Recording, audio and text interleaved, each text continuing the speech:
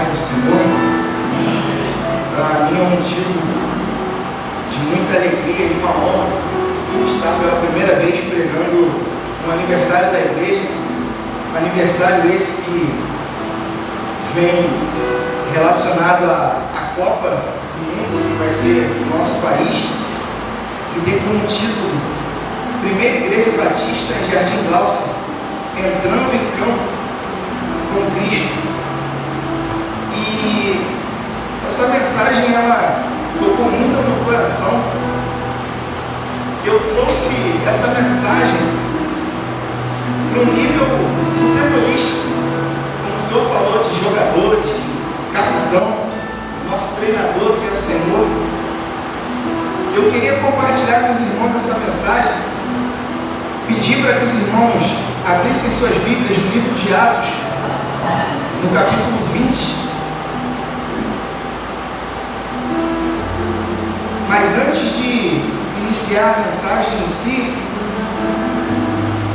eu queria dizer que é notório e é muito triste nós vemos que hoje nós estamos vivendo uma crise muito grande no que concerne a liderança. Não só a liderança pastoral, mas a liderança das instituições, a liderança na família, as lideranças na política, e especialmente as lideranças no que concerne ao time de Cristo. Eu queria, em alguns minutos, compartilhar com os irmãos muitas dessas crises que têm sido introduzidas gradativamente nos times de Deus. Um certo pregador chamado Dwight Moody, certa vez disse que o obreiro é o maior problema da obra. Muitas vezes nós erramos, mas não assumimos os nossos erros e colocamos a culpa na igreja. Essa é uma das crises mais graves que nós temos hoje em dia. Mas eu quero compartilhar com os irmãos três que eu considero bastante graves que nós temos vivido ultimamente. A primeira delas é que nós temos hoje jogadores não convertidos no time de Cristo. Isso é grave. Isso é muito sério. Gente que está anunciando a graça de Deus, mas que ainda não foi alcançado pela graça de Deus. Pessoas que estão anunciando salvação, mas que ainda não foram alcançados por essa salvação. Pessoas que têm um comportamento totalmente adequado dentro da igreja, mas pessoas que têm um comportamento totalmente inadequado fora dela. Em segundo lugar, nós temos jogadores apáticos no time de Cristo. Pessoas que entram no time de Cristo, mas que não têm paixão por Cristo. Pessoas que estão lidando com a obra de Deus, mas que não estão tendo amor pelo Deus da obra. Pessoas que não estão mais se encantando com a graça de Deus. Pessoas que não estão se encantando mais com o Evangelho e nem com as almas que estão se perdendo. Em terceiro lugar, nós temos jogadores preguiçosos no ministério. Jogadores que estão entrando no time de Cristo, mas não estão jogando pelo time. Jogadores que não estão frequentando escola bíblica dominical, não estão frequentando culto de oração, pessoas que não estão fazendo visitação, pessoas que não estão evangelizando, e muitas das vezes não é por falta de tempo, é por falta de interesse. Pessoas que estão ganhando a camisa do time, mas que não estão vestindo e nem suando essa camisa. E muitas das vezes essas pessoas ainda se perguntam: por que a igreja não cresce? Por que o evangelho não está avançando? Por que a pregação não está trazendo mais impacto no coração dos ouvintes? Por que a pregação não está gerando impacto nem na sua própria vida? Meus irmãos, é hora de nós reavaliarmos a nossa caminhada e a nossa trajetória. São 17 anos de aniversário da nossa igreja. E é notório o nosso crescimento espiritual. porque até aqui o Senhor tem nos ajudado e tem nos sustentado. Então eu quero mostrar aos irmãos o que o apóstolo Paulo tem para nos ensinar sobre o valor do nosso time. Atos 20, a partir do versículo 17 ao versículo 32.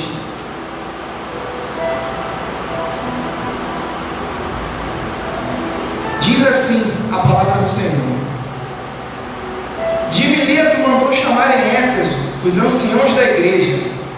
Logo que eles chegaram, disse-lhes: bem sabeis, desde o primeiro dia em que entrei na Ásia, o modo com que me portei durante todo o tempo no meio de vós, servindo ao Senhor com toda a humildade e com muitas lágrimas e tentações, as quais me vieram por causa das ciladas dos judeus. Não deixei de vos falar nada que vos fosse proveitoso, ensinando-vos publicamente e de casa em casa, testificando tanto aos judeus como aos gregos a conversão a Deus e a fé em nosso Senhor Jesus Cristo.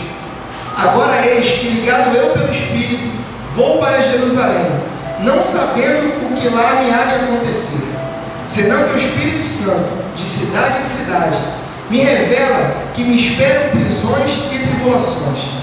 Mas em nada tenho minha vida por preciosa, contanto que cumpra com alegria minha carreira e o ministério que recebi do Senhor Jesus, para dar testemunho do Evangelho da graça de Deus.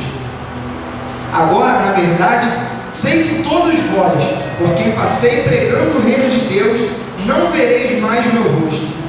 Portanto, no dia de hoje, vos declaro que estou limpo do sangue de todos, pois nunca deixei de vos anunciar todo o conselho de Deus. Olhai, pois, por vós e por todo o rebanho, sobre o qual o Espírito Santo vos constituiu bispos, para apacentardes a igreja de Deus, que ele comprou com o próprio sangue. Eu sei que depois da minha partida, entrarão no vosso meio lobos cruéis que não pouparão o rebanho, e que dentre vós mesmos se levantarão homens que dirão coisas perversas, para atraírem a eles os discípulos. Portanto, vigiai, lembrando-vos de que, durante 3 anos, não cessei, de noite e de dia, de admoestar com lágrimas cada um de vós. Agora, pois, irmãos, encomendo-vos a Deus e a palavra da sua graça, aquele que é poderoso para vos edificar e vos dar herança entre todos os santificados. Irmãos, vocês sabem que essa passagem ela diz que Paulo passou 3 anos do seu ministério na cidade de Éfeso. E Paulo, nesses 3 anos, gerou um impacto muito grande nessa cidade. Vamos voltar no capítulo anterior, no capítulo 19, e você, por favor, me acompanhe. Paulo ele realizou um ministério tão tremendo naquela cidade, um impacto tão grande, que no versículo 10 diz que todos os habitantes da Ásia Menor ouviram a palavra do Senhor. Paulo gerou um impacto tão grande que nos versículos 11 e 12 diz que Deus fez milagres extraordinários através das mãos de Paulo. Deus impactou aquela cidade que era a capital da Ásia e que naquela época tinha aproximadamente 250 mil habitantes. Versículo 17 nos diz que o nome de Jesus tornou-se engrandecido naquela cidade. Jesus tornou-se conhecido. Quantos times hoje passam 5, 10, 15 anos na mesma localidade e não conseguem gerar impacto nenhum? E Paulo, em 3 anos, sem internet, sem televisão, sem jornal, consegue deixar uma marca indelével para mais de 250 mil habitantes. Versículo 18, Paulo nos mostra um grande reavivamento na cidade de Éfeso, ao ponto das pessoas confessarem publicamente os seus pecados. Versículo 19, há um rompimento com o ocultismo na cidade de Éfeso, quando as pessoas publicamente queimam os seus livros de magia. E Paulo termina de maneira maravilhosa esse relato do impacto na cidade de Éfeso, quando ele diz no versículo 20 que a palavra do Senhor crescia poderosamente e prevalecia. Agora Paulo está indo para Jerusalém, viagem em que ele iria ser preso. De lá ele iria para Cesareia, da Cesareia para Roma, e de Roma Paulo iria para o martírio. E o desejo de Paulo era reencontrar os seus presbíteros, aqueles que andavam com Paulo, aqueles ao qual Paulo ganhou para Jesus. E aí Paulo, de maneira fantástica, passa para estes homens o perfil de um jogador segundo o coração de Deus. Paulo vai passar para estes homens o seu autorretrato e a sua experiência com Deus. Paulo vai motivar esses homens a andar com Deus. E eu quero compartilhar nessa noite de celebração, 5 relações fundamentais que o jogador precisa ter para entrar em campo com Cristo. Em primeiro lugar, Atos 20, 19. Servindo ao Senhor com toda humildade e com muitas lágrimas e tentações, as quais me vieram por causa das ciladas dos judeus. Meus irmãos, você precisa ter uma relação correta com Deus. Você precisa saber a quem você está servindo. Você não pode entrar no time de Cristo com motivações erradas. Você não pode entrar neste time confuso a quem você está servindo. Nós precisamos entender isso. Nós estamos servindo ao Deus Todo-Poderoso. Meus irmãos, se você verdadeiramente serve a Deus, você não vai ser motivado por elogios humanos. E também você não vai ser desmotivado por críticas humanas. Quem serve a Deus não busca holofotes. Quem serve a Deus não busca aplausos. Quem serve a Deus não depende de elogios. E pode acontecer o contrário. Quem serve a Deus não abaixa a cabeça por causa de críticas. Meus amados, não importa o que as pessoas pensam ao seu respeito. O que importa é o que o Senhor pensa ao seu respeito. Não importa o que pensam de você. Deixe para trás todas as limitações. Porque Deus não vê como o homem vê. Deus está atento ao seu coração. Muitas das vezes, nós não entendemos a quem nós servimos. Paulo era um homem que entendia e sabia a quem ele servia. Paulo ele não procurava agradar homens. Paulo não bajulava homens. Paulo não buscava glórias humanas. Paulo não fez do seu ministério um ponto de encontro. E muito menos o apóstolo Paulo queria ser agradado por homens. Paulo queria servir a Deus. Quantos de nós hoje procuramos servir a Deus, mas também buscamos glórias humanas? Quantos de nós poderíamos dar muito mais na igreja, mas não damos porque queremos atenção, porque dependemos de elogios? Você deve saber e ter essa plena convicção de que você está aqui hoje em campo, na primeira igreja batista de Jardim Glaucia, porque Deus te quer aqui e porque você tem que servir única e exclusivamente a Ele. Em segundo lugar, Atos capítulo 20, versículo 18. Bem sabeis, desde o primeiro dia em que entrei na Ásia, o modo com que me portei durante todo o tempo no meio de vós. Você deve ter uma relação correta consigo mesmo.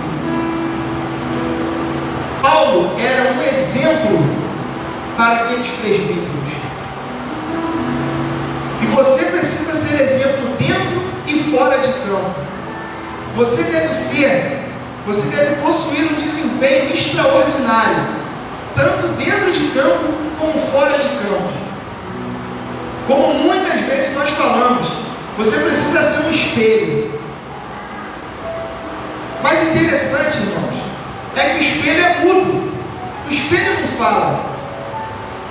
Então por que devemos ser espelho? E aí vem as outras características do espelho. O espelho, ele é limpo. O espelho, ele revela. O espelho, ele é iluminado. O espelho, ele é plano. E você é o espelho desse time. Muitas das vezes não é necessário nós falarmos. Muitas das vezes as nossas atitudes dizem que nós somos. Eu lembro do profeta Elias, quando uma viúva teve seu filho morto, o profeta Elias ressuscita o filho daquela mulher. E aquela mulher diz: agora eu sei que a palavra de Deus na sua boca é verdade. Às vezes nós estamos falando do amor de Deus para as pessoas, mas não há poder, não há impacto. Muitas das vezes nós temos a luz na cabeça, mas nós não temos fogo no coração. Muitas das vezes nós temos conhecimento, mas nós não temos a unção de Deus. Nós precisamos, irmãos, refletir sobre isso. Se nós não tivermos uma vida com Deus, não podemos esperar resultados positivos no nosso campo. Se você é jogador, não estiver bem consigo próprio, e se você não tiver um relacionamento perfeito com o seu treinador, você não vai conseguir fazer gol. Você não vai conseguir alcançar o seu objetivo. Eu tiro como exemplo também Eliseu e Geazi. Não precisa você abrir, mas você pode grifar e marcar se você quiser ler depois, em 2 Reis, capítulo 4, a partir do versículo 29. Quando uma mulher sunamita estava passando um problema dramático, seu filho estava morto, Eliseu dá um bordão profético na mão de Geazi e fala: Geazi, vai lá na casa dela, para e não fala com ninguém, vai direto na casa dela. Geazi faz tudo que o profeta Eliseu pede, bota o cordão na mão, no rosto daquele menino, e nada acontece. Mas o cordão era profético, mas o poder não estava na mão do profeta Eliseu, o poder era de Deus. E o que eu vejo com isso?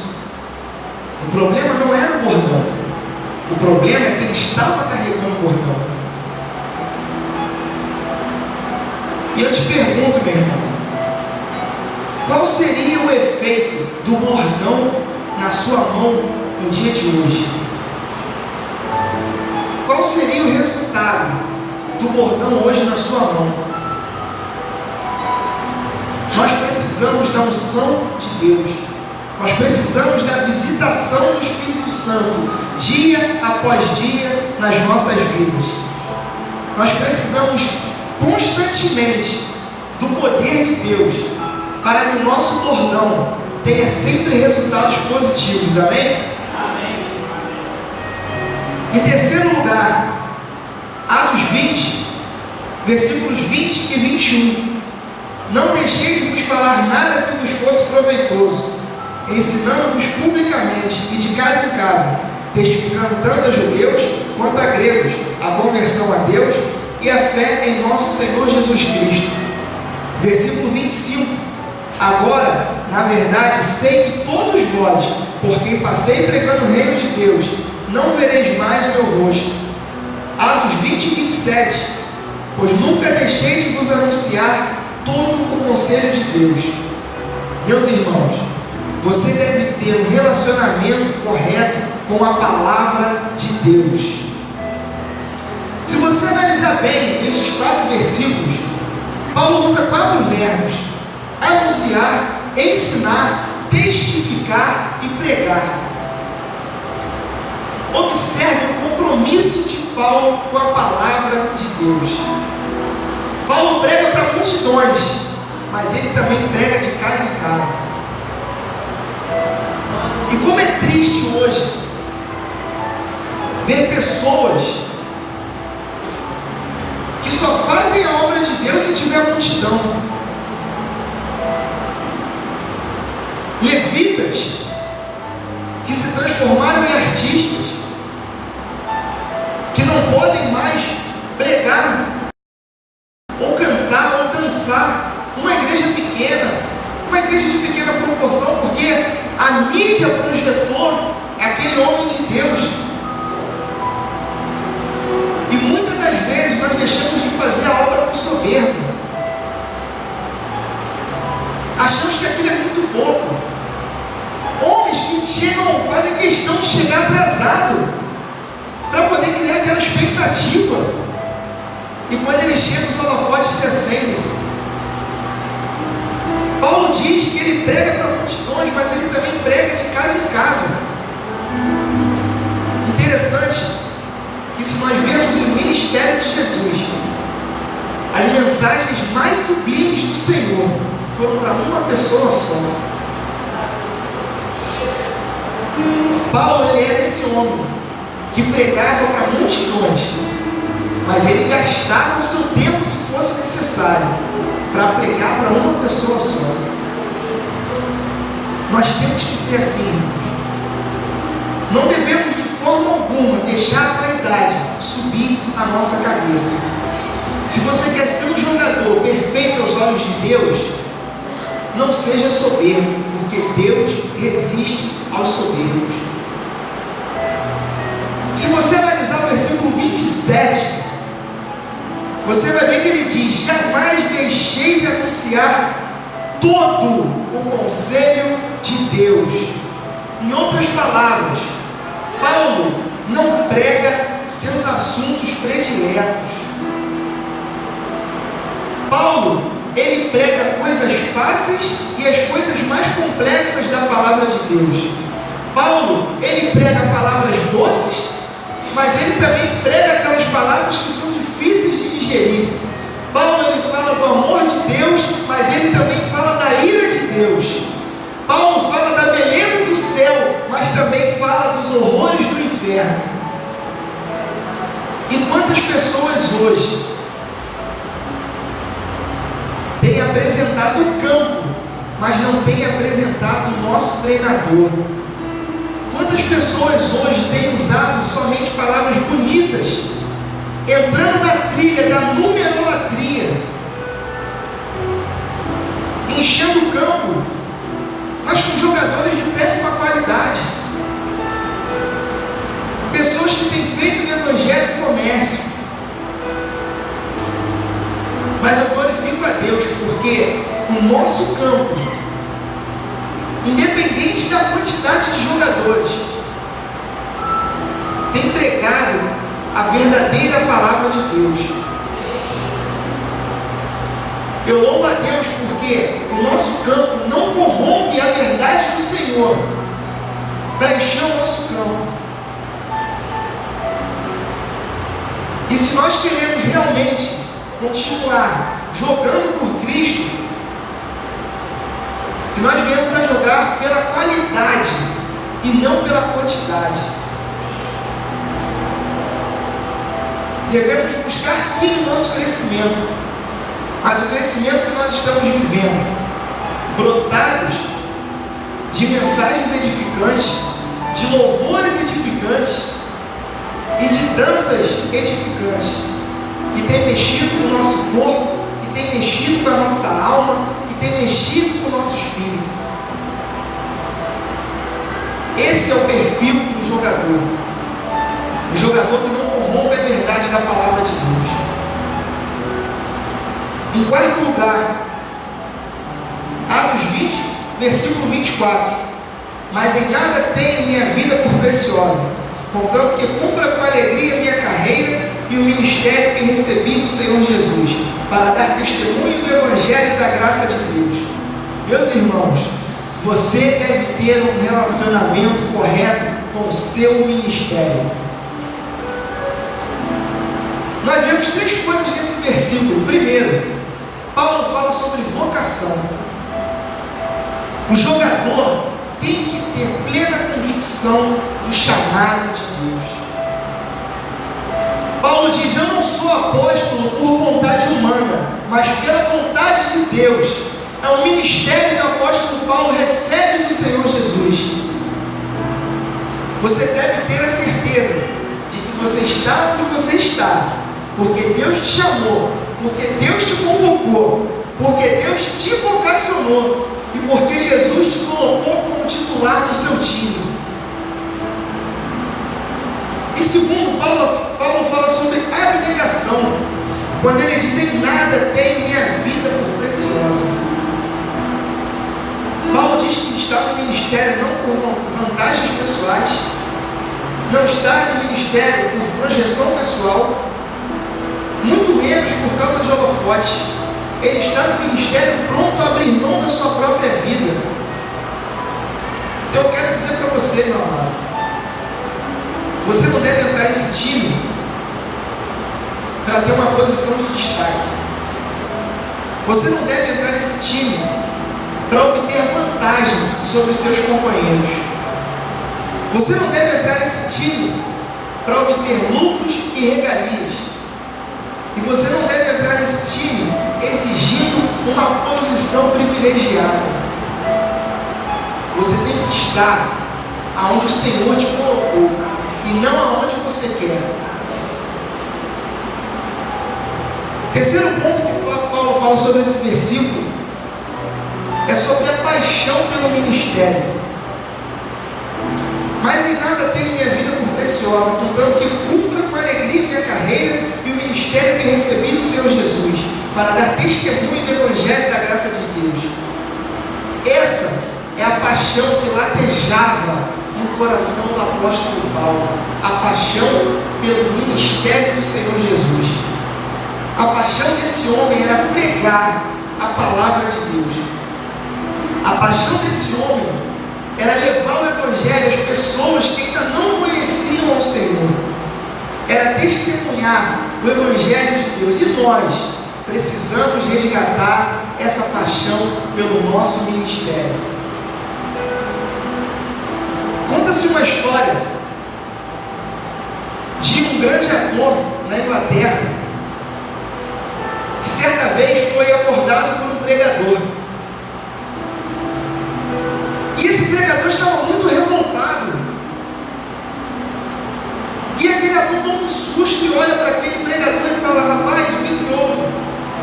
E ele fala: olha, ator, eu estou revoltado. Muitas pessoas seguem a sua ficção.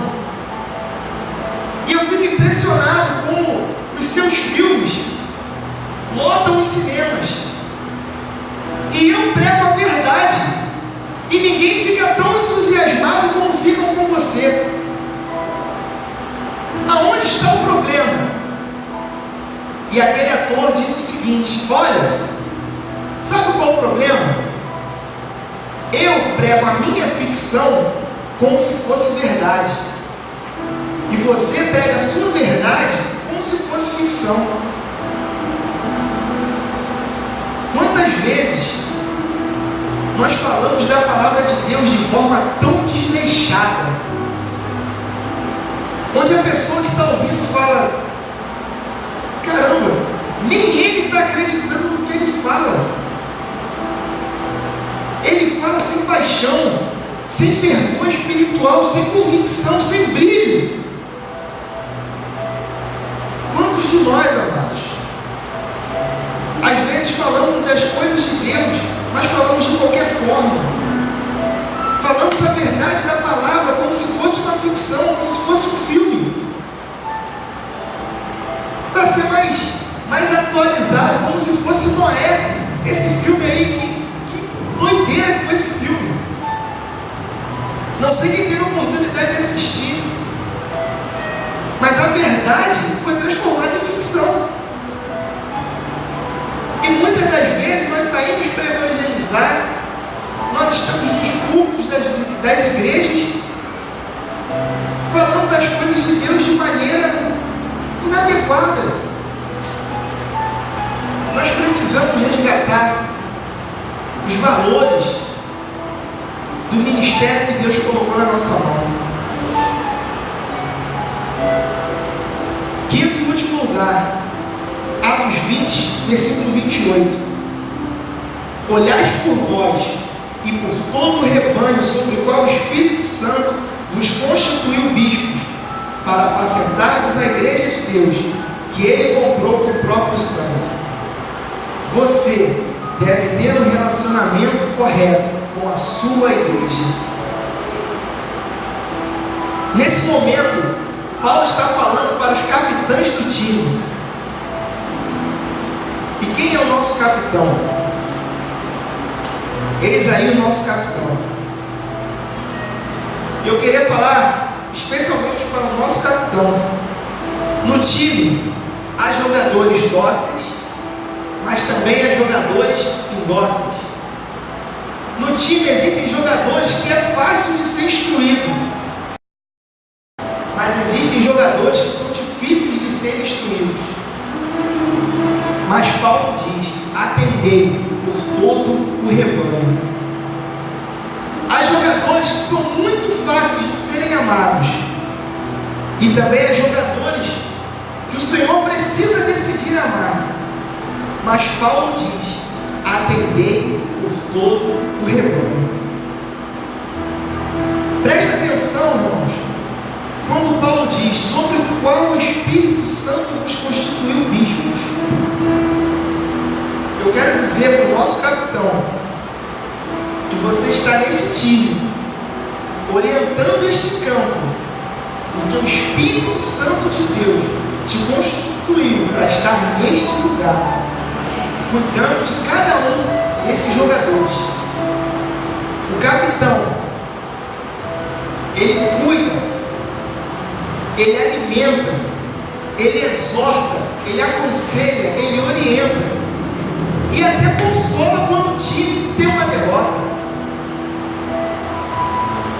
O capitão é aquele que vela pelos jogadores. O capitão é aquele que protege os jogadores. O capitão é aquele que, quando o jogador cai no buraco, ele tem o prazer de pegar aquele jogador pelos braços e festejar e alegrar com o restante do time. O capitão é aquele que se entusiasma quando ele vê um jogador contundido voltando para o campo. Esse aniversário da nossa igreja, do ano de 2013 até os dias atuais, quantos e quantos jogadores estavam contundidos e estão em campo novamente? Não só para o pastor, como para muitos irmãos. É uma alegria muito grande rever muitos que estavam contundidos e que hoje estão em campo e estão batendo um bolão. Um grande exemplo, o Alan, um irmão que estava contundido e que eu nunca vou esquecer o dia que ele entrou em campo novamente, dia 28 de julho de 2013. Sabe por que eu não esqueço dessa data? Porque foi o primeiro dia que eu preguei no domingo à noite. Então é inesquecível para mim, tanto o dia que eu preguei quanto o dia que você voltou. E a confiança e o carinho que hoje eu tenho por você, e a confiança e o carinho que você tem por mim. E assim como o Alan, vários outros. E tem a galera também que veio de fora, jogador que estava no sub-20 e passou para o profissional. Felipe, o outro Felipe, a galera que estava lá fora, lá no sub-20, não tinha vindo para o profissional ainda. Isso é igreja, irmãos. Isso difícil entrar em campo com Cristo. Mas também Paulo fala de uma parte muito chata, ainda no relacionamento correto com a igreja. No versículo 29 e 30 ele diz o seguinte: eu sei que depois da minha partida entrarão no vosso meio lobos cruéis, que não pouparão o rebanho, e que dentre vós mesmos se levantarão homens que dirão coisas perversas para atraírem os discípulos. Nós vemos aqui duas situações distintas. A primeira figura é do jogador que está do lado de fora e depois entra. A segunda figura é a do jogador que já está dentro do time e de repente se perverte, se corrompe e ainda tenta levar outros jogadores para outro time. Por isso é que Paulo diz para os capitães vigiarem o seu time. Interessante que nesse último feriadão indo para Paraty com a minha esposa e alguns amigos, a Emília falou algo que veio se encaixar perfeitamente nessa parte da mensagem. E eu queria fazer uma enquete rápida aqui com os irmãos. Quem aqui apanhou do pai e da mãe quando era criança? Porque fez besteira. Quem aqui, quando apanhava do pai, ficava com raiva e falava: vou sair de casa, minha mãe me bate, eu fico com raiva, vou sair de casa? Quem aqui ficava com raiva a ponto de querer sair de casa? Desses que queriam sair de casa porque tomavam uma surra, quantos pensavam e voltavam atrás porque sabiam que não iam ter roupa limpa e porque não iam ter o que comer? Quantos se arrependeram, voltaram atrás e não queriam? Agora não precisa você me responder,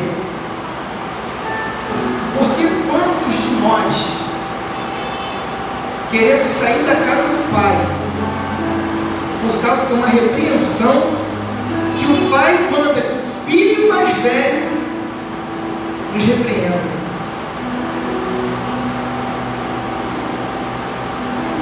Aí a nossa veste, que é mais alta que a neve, que é lavada e remida pelo sangue do Cordeiro, se torna suja.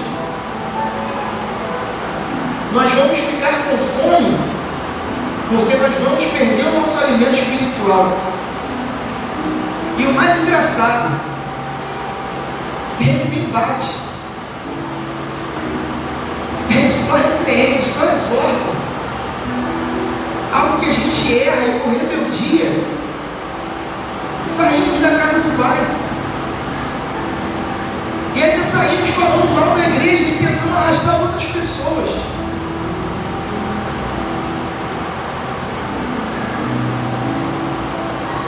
Nós possamos, irmãos, refletir sobre isso. Quando a gente toma uma surra do pai e da mãe quando era criança, foi embora que meu pai me bateu, vou para a rua, vou dormir na rua, revoltadinho. Aí quando aqui é muito fácil sair dessa casa e procurar outra. Mas o que adianta você sair daqui por rebeldia? Pensa nisso. E para concluir, eu quero dizer apenas uma coisa para os irmãos. Nós não devemos buscar métodos para entrar no campo com Cristo. Nós devemos buscar a unção de Cristo para entrar em campo com Ele. Um grande pregador que andou com Deus no século XIX, chamado Edward M. Bowles, certa vez disse: nós estamos procurando melhores métodos, mas Deus está procurando melhores homens.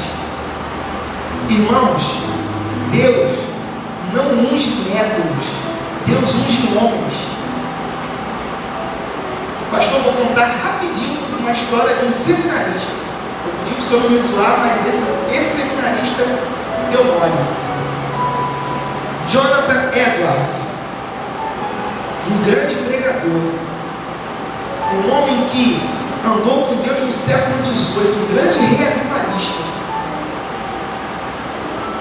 Esse homem preparou um sermão em que ele ficou uma semana em jejum e oração. Quando esse homem pregou, ele segurava o seu sermão numa mão e uma lamparina na outra mão. E enquanto ele pregava, o seu auditório se contorcia de um profundo arrependimento e convicção de pecado. O tema desse sermão é pecadores nas mãos de um Deus irado. Esse sermão ele foi traduzido e impresso em vários países do mundo. Aí entra a história do seminarista. O seminarista decorou o sermão todo e falou: vou pregar na minha igreja. E ele decorou, levou para a igreja, pregou com todo entusiasmo. Aí o povo caiu no sono. Porque aquele seminarista ele esqueceu de um detalhe: Deus unge homens. A unção não estava no sermão, a unção estava no homem que estava por trás do sermão. Jaqueline, não é o microfone que está bom, não é a acústica da igreja que é boa, é uma mulher cheia do Espírito Santo de Deus que leva a igreja à adoração. Pastor, não existem mensagens poderosas, existem homens cheios do Espírito Santo que levam pecadores ao arrependimento. Jorginho, não existe baqueta boa, não existe bateria com pele de qualidade. Existe um baterista cheio do Espírito Santo que leva a sua igreja à adoração. Meus irmãos, que você possa hoje buscar essa unção de Deus. Você possa hoje ser usado tremendamente por Deus, para que o nosso time, o time de Jardim Clausen, venha crescer cada vez mais. Que a glória do nosso treinador se manifeste a cada dia na nossa vida. Eu agradeço, irmãos, pela oportunidade. Que Deus te abençoe rica e abundantemente. Pode aplaudir.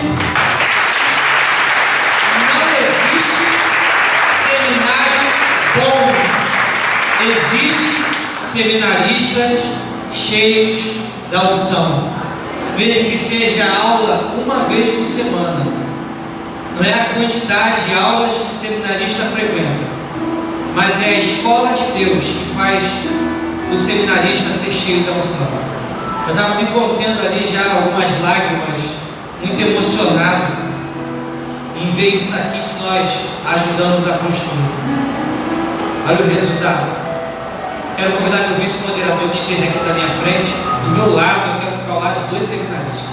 Eu sou muito besta, né? Não é qualquer pastor. Pastor Ivaldo, com toda a experiência de vida dele, ele sabe como é complicado seminarista na igreja, né, pastor? Mas eu tenho dois baitas seminaristas aqui. Eu me orgulho muito desses dois, muito mesmo. E Deus ele vai levantar outros homens e outras mulheres para fortalecer esse grande time. O segredo da nossa vitória é a unção derramada neste lugar. Deus tem usado muito a vida do Tiago, tem usado muito a vida do Marco Aurélio, a vida de muitas pessoas. Vocês estão orgulhosos do seminarista que vocês têm? Esse é o investimento que você faz todo mês, quando você entrega o seu dízimo, quando você entrega a sua oferta. A faculdade desse camarada ano que vem vai girar em torno de R$500 por mês. Ele vai estudar de segunda a sexta. E eu vou ter maior alegria no final do mês, junto com a administração da igreja, em liberar esse investimento. E se quando acabar o seminário, alguma igreja bater aqui na porta, olha, nós queremos aí convidar o seminarista Tiago para assumir o ministério, eu vou falar assim, é o maior orgulho liberar esse homem, porque quando você envia um seminarista para o seminário, você está investindo não é na igreja, Você está investindo aonde? É no reino de Deus, irmãos. Quando você paga lá o seminário dele e ele vai para uma outra igreja no final, glória a Deus, porque é o reino que está ganhando. É o sonho de todo seminarista assumir o ministério pastoral, né, Marquinhos? Eu sei como está o coração do Marco Aurélio. Ontem ele foi e participou do concílio, viu como é, e ele vou preparar o Marco Aurélio sério, para quando vier o concílio eles vão responder. E mesma coisa esse negão aqui. E eu estou orando por você, meu irmão, você que está aqui. Minha alegria vai ser quando você falar: pastor, eu quero ir para o seminário, pastor, eu quero ir para o campo missionário, pastor, eu quero ser um radical, eu quero ir para a África, eu quero ir para o Amazonas, eu quero ir para os ribeirinhos, eu quero fazer a obra, eu quero ser um missionário. Você não sabe como vai alegrar o meu coração, né? Então Deus está preparando o teu coração aí para a obra. E eu quero agradecer a Deus pela vida do Thiago. Eu quero convidar vocês a se colocar de pé. Você recebeu essa palavra? Pastor Nivaldo, está aprovado? Está aprovado? Cara aqui, pastor Zilme, está aprovado? Os mais antigos aí, estão aprovados, Thiago? Quem aprova aí o seminarista, levanta a mão aí. Eita, glória a Deus. Deus está de olho em você, Davi. Tu vigia, hein? É, você, Jô, são vocacionados, hein? A Jô sabe. Fernanda já foi para o seminário a primeira vez, ficou grávida do Gabriel. Aí ela volta para o seminário, fica grávida do Daniel. Agora a gente vai mandar o Wander cortar esse negócio aí. Já cortou, Wander, o negócio? Já cortou? Já ligou, Fernanda? Pelo amor de Deus, 2 vezes ele vai para o seminário, ela fica grávida. O Wander está trabalhando muito nesse negócio aí. Agora ela já ligou. Quando o Daniel ficar esperto, a Fernanda volta para aquele seminário, aí não vem mais filho. Pelo amor de Deus, Fernanda, termina esse negócio. É o Wander demora, o Wander é brinquedo não. Ele é um menino muito levado. Menino levado.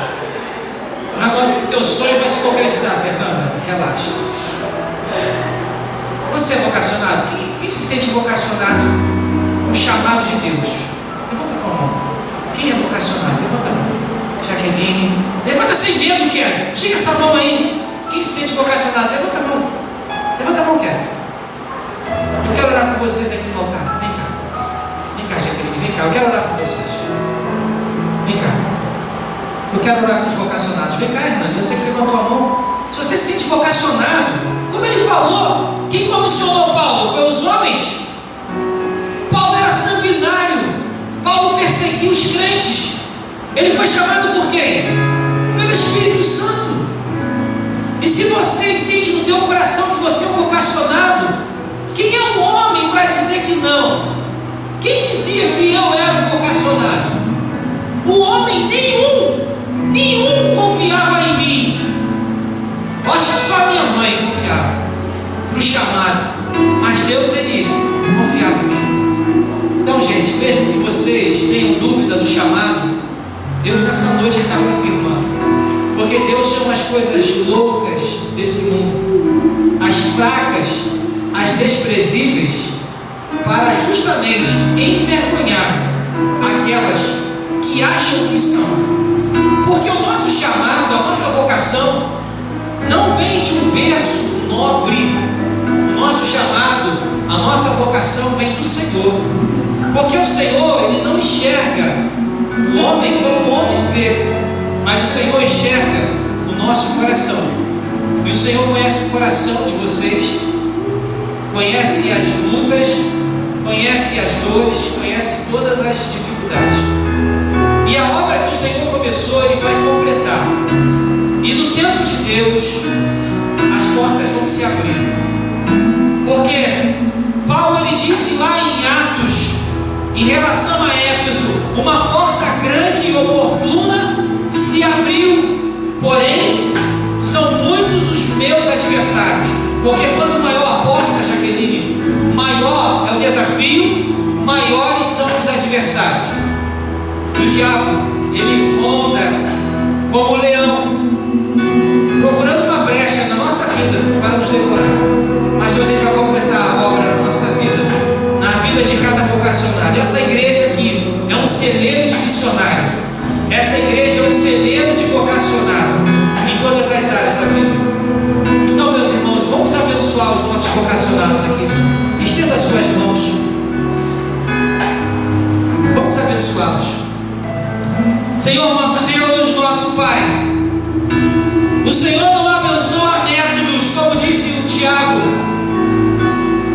O Senhor não unge métodos, mas o Senhor usa homens ungidos para executar os teus projetos, os teus métodos de crescimento e de desenvolvimento da tua igreja.